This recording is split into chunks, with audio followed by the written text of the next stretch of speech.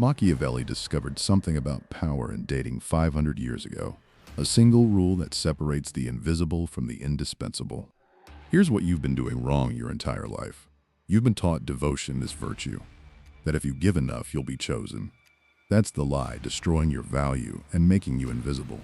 Because every time you are available, eager, waiting, you are broadcasting a signal that destroys desire. The ultimate rule? Scarcity creates value, and you control scarcity by controlling yourself. Think about it. When was the last time you craved something you could have anytime you wanted? When was the last time you felt that ache, that hunger for something that was always effortlessly available? You don't. Nobody does. That's not how desire works. We crave what's scarce. We obsess over what we might lose. We value what costs us something: uncertainty, effort, risk.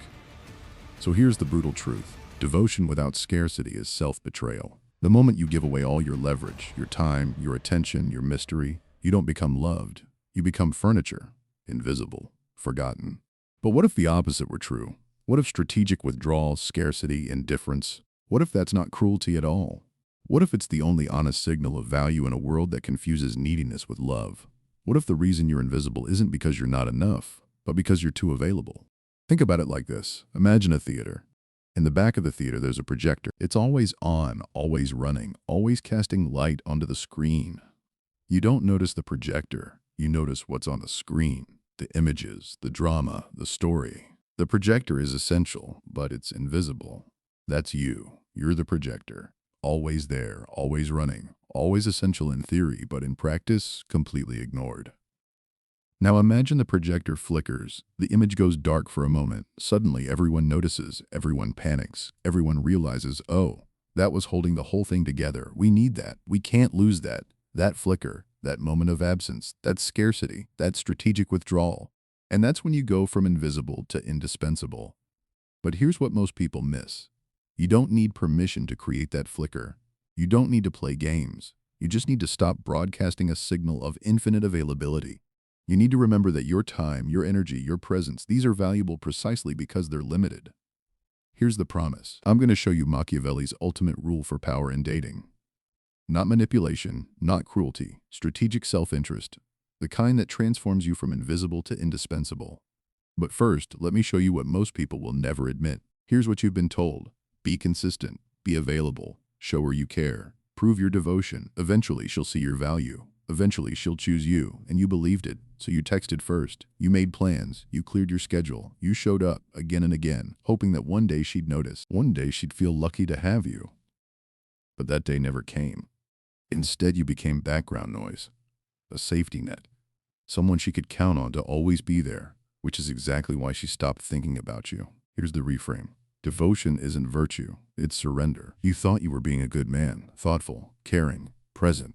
But you weren't just being nice, you were paying the psychological toll of wearing a mask of constant availability. You sacrificed your virtù, your self-mastery, believing that the emotional cost of that constant surrender would somehow earn you love. But beneath the mask, a deeper rot was setting in, a quiet contempt that comes from being guaranteed. You were signaling low value because you had already surrendered, and the human psyche recognizes surrender. It recognizes the man who was willing to break himself, and it responds with indifference. Because here's the truth nobody wants to say out loud. The person who cares less has the power. Not because they're cruel, but because they have options, because they have a life that doesn't revolve around someone else's attention. And that scarcity, that sense that they might walk away, might lose interest, might have something better to do, that's what creates desire. Think about the people who've had power over you, the ones you couldn't stop thinking about. Were they the ones who texted back immediately? The ones who rearranged their lives to see you? The ones who were always effortlessly available? No. They were the ones who kept you guessing. The ones who had their own rhythm, their own priorities, their own lives that you weren't the center of. They were scarce, and that scarcity made them valuable. Machiavelli wrote about this in The Prince.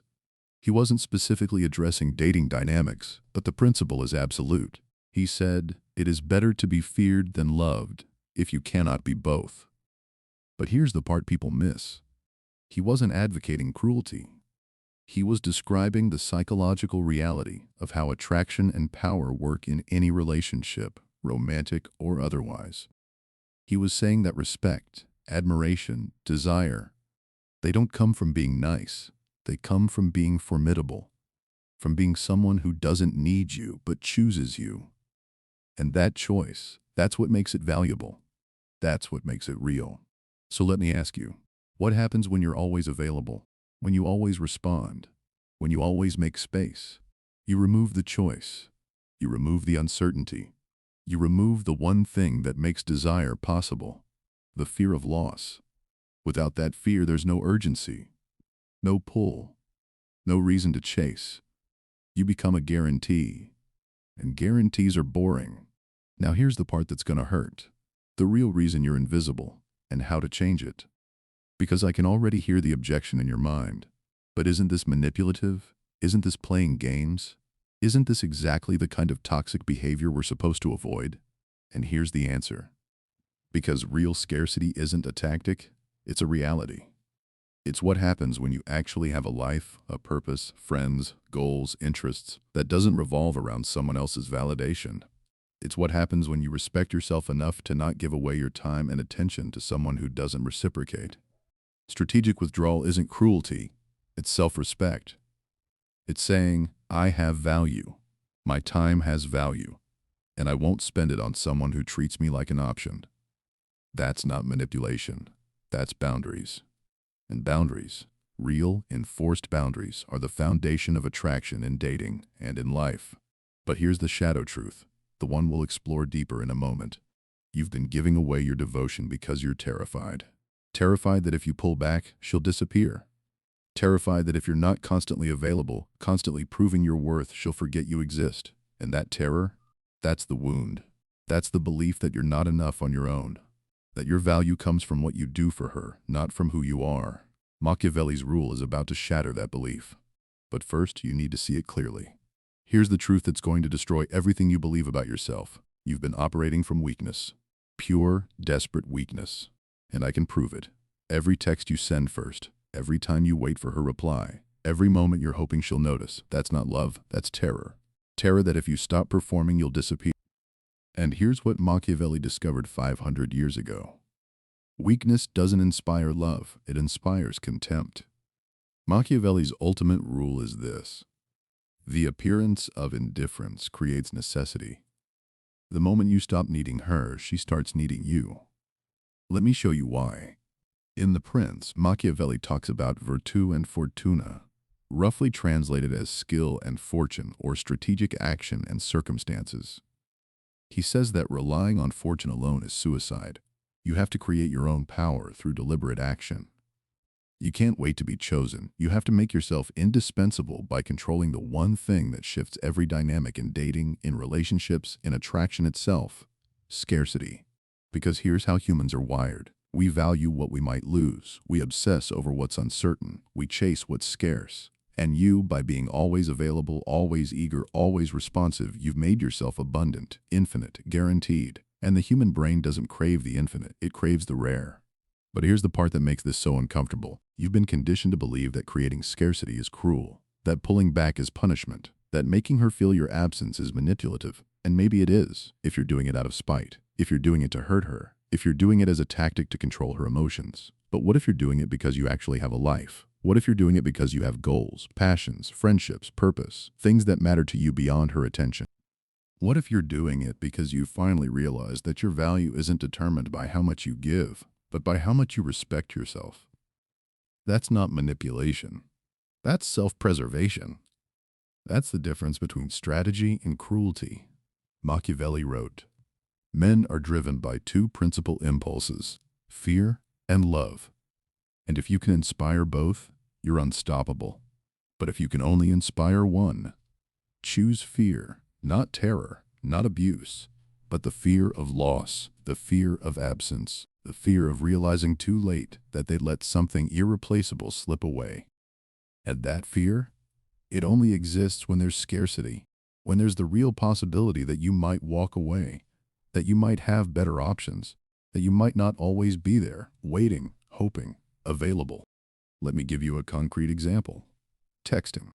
How often do you text first? How quickly do you respond? How much of your mental energy is spent waiting for her reply, analyzing her words, crafting the perfect response? Now flip it. What if you responded when it was convenient for you? What if you had things going on in your life, real things, important things, that made her messages just one part of your day, not the center of it? What if she started to notice that sometimes you don't respond for hours? That sometimes you're busy, that sometimes you have priorities that don't include her? That shift, that tiny shift in availability, creates a question in her mind. What's he doing? Why isn't he responding? Did I say something wrong? Is he losing interest? And that question, that's the beginning of desire. That's the moment the dynamic flips. Because now she's the one chasing certainty. She's the one craving your attention. She's the one feeling the ache of scarcity. You didn't manipulate her, you just stopped giving away your value for free. You stopped being abundant. You started being rare. But here's where it gets really dark. The truth you've been running from. That shift, that scarcity, it only works because it's real.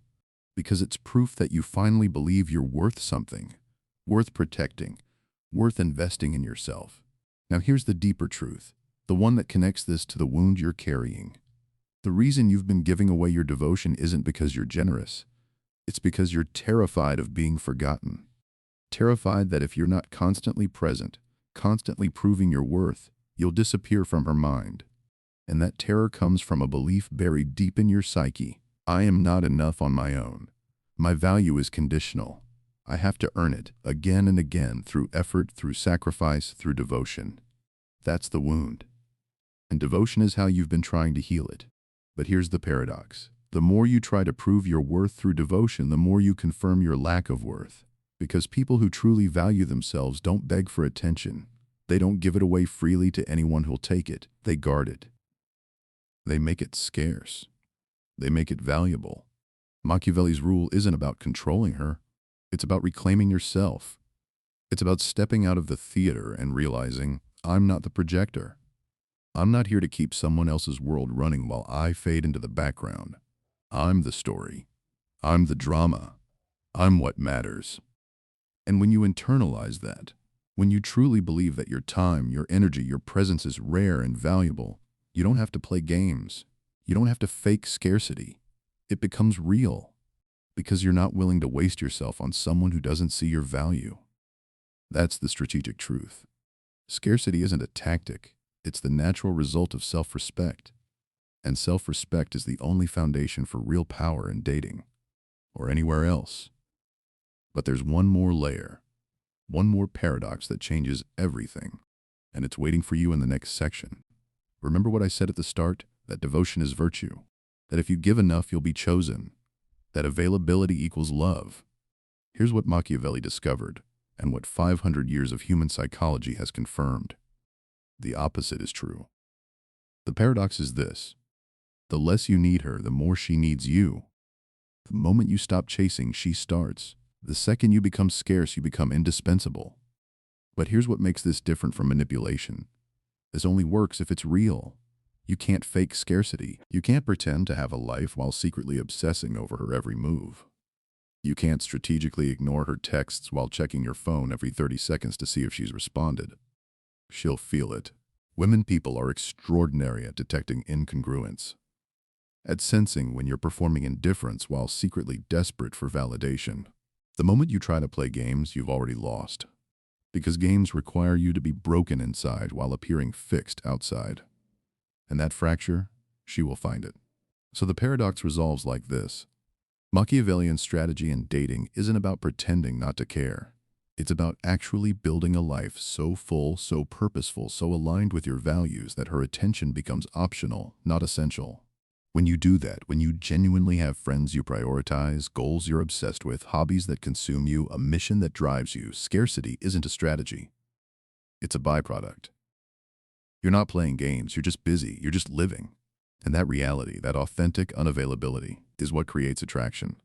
Let me show you what this looks like in practice. You're talking to someone you're interested in. In the past, you would have cleared your Saturday night to see her, rearranged plans, canceled on friends, made her the priority. And she would have felt it, that desperation, that neediness, that signal that she's more important to you than you are to yourself. Now, you have plans, real plans, a friend's birthday, a project you're working on, a hobby you're deep into. And when she suggests Saturday, you say, Can't do Saturday. "What about Tuesday?" That's it. No explanation, no apology, no trying to prove that your plans are valid. Just, I have a life. It doesn't revolve around you, but I want to see you, so here's when I'm available. What happens? She doesn't get offended. She gets curious. She starts to wonder, what's he doing Saturday? Who's he with? Why isn't he dropping everything for me like the last guy did? And that curiosity, that little spark of uncertainty, that's attraction. That's the fear of loss. That's scarcity doing its work. Or texting. She sends you a message. In the past, you would have responded within minutes, eager, available, waiting. Now, you're at the gym, you're working, you're reading, you're living, and you respond when you're done, 2 hours later, 4 hours later. Not because you're punishing her, not because you're playing games, but because you have things in your life that matter more than immediate validation from someone who hasn't earned your priority yet.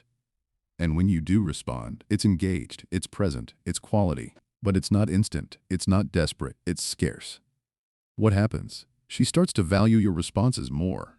She starts to notice when you do engage. She starts to realize, this person isn't waiting around for me. This person has options. This person has worth or commitment. She starts pushing for labels, for certainty, for guarantees. In the past, you would have jumped at it. Finally, validate. Finally, proof that you're enough. Now, you pause. You ask yourself, is this actually what I want? Or am I just grateful someone's choosing me? And if the answer is the latter, if you realize you've been so starved for attention that you'd commit to anyone who shows interest, you don't jump.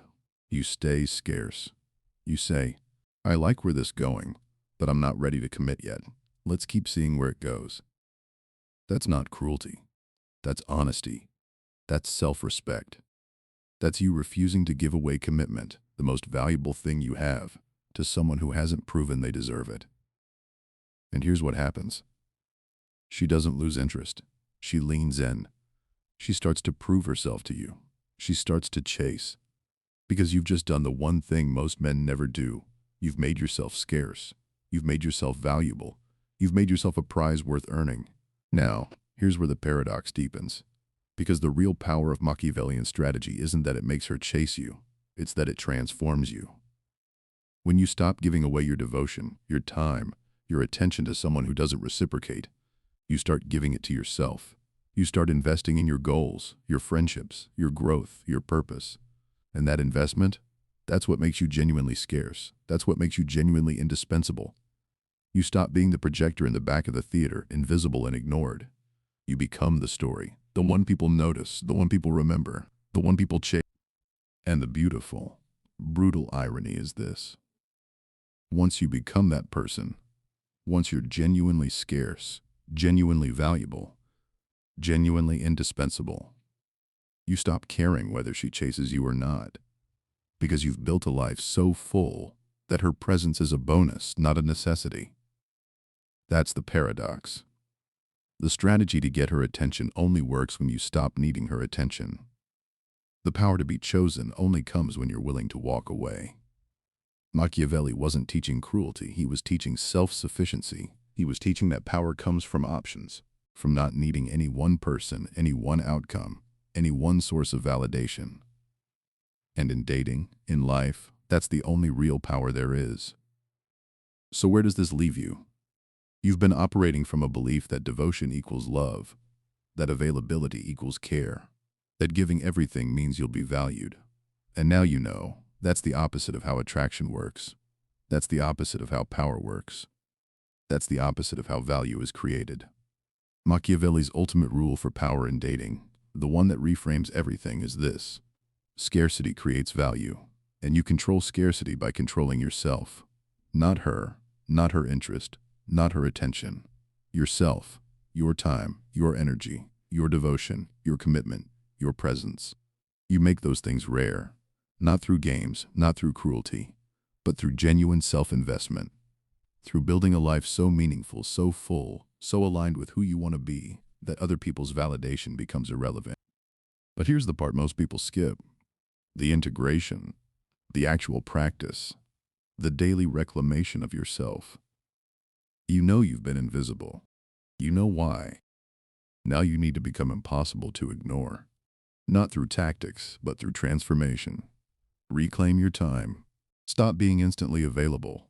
Stop clearing your schedule for someone who wouldn't do the same for you. Stop prioritizing her texts over your goals, your work, your rest, your friends.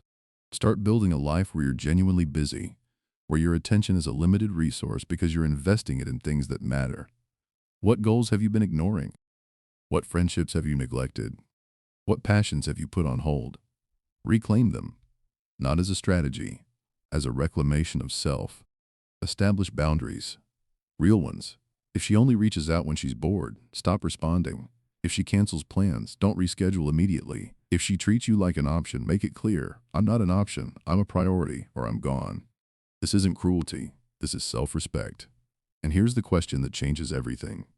If enforcing your boundaries makes her leave, was she ever really there? Cultivate genuine indifference. Not fake, not performed, genuine.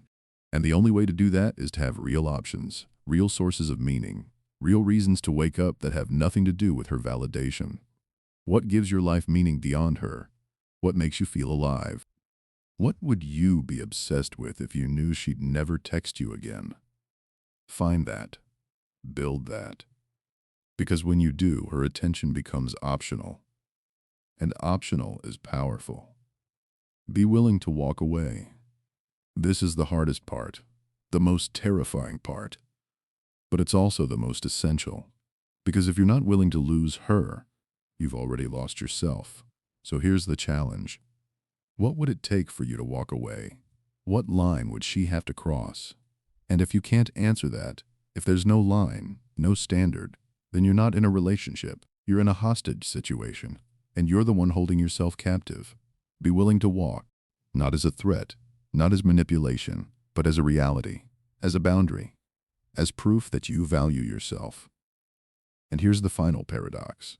The moment you're genuinely willing to walk away, you won't have to. Because that willingness, that quiet, unshakable self-respect, that's what makes you irresistible. That's what flips the dynamic from chasing to being chased. Now here's where the wound resolves. Remember that terror you were running from? That belief that you're not enough on your own? That wound has been keeping you invisible your entire life. But the moment you make yourself scarce, not as a tactic, but as a reality, you're telling yourself something else. You're saying, I am enough. My time matters. My presence has value, and I won't waste it on someone who doesn't see there. That belief, the one that replaces the wound, that's what transforms you. Not her. You. Machiavelli's ultimate rule for power in dating isn't about getting her to want you. It's about becoming someone who doesn't need her to want you. It's about building a life so rare, so valuable, so full of purpose that scarcity isn't a strategy, it's just who you are. And when you become that person, you don't disappear into the background. You don't become the projector, invisible and forgotten. You become the story, the one people chase, the one people remember, the one people regret losing, not because you played games, but because you finally started living. Because you stopped trying to earn your own worth and started claiming it. Because you finally realized your value isn't conditional. It's not earned through devotion, it's inherent, it's rare, it's scarce, and that's the only power that matters. This is the moment to step out of the theater and reclaim the story. Machiavelli's strategy isn't about controlling her, it's about claiming your own worth. The price of your devotion has been your invisibility. The cost of your self-respect is the willingness to walk away, making you, finally, indispensable. The choice is yours. But the rule is eternal. Scarcity creates value, and you control scarcity by controlling yourself. If the unseen struggles and psychological realities of power intrigue you, if you're ready to understand the true cost of history and what it demands of those who refuse to be invisible, make sure you're subscribed. Our next dive into the depths of human strategy goes even deeper. Because the men who change history aren't the ones waiting in the back of the theater. They're the ones who stepped into the light and refused to dim it for anyone. What are you going to do with what you know now?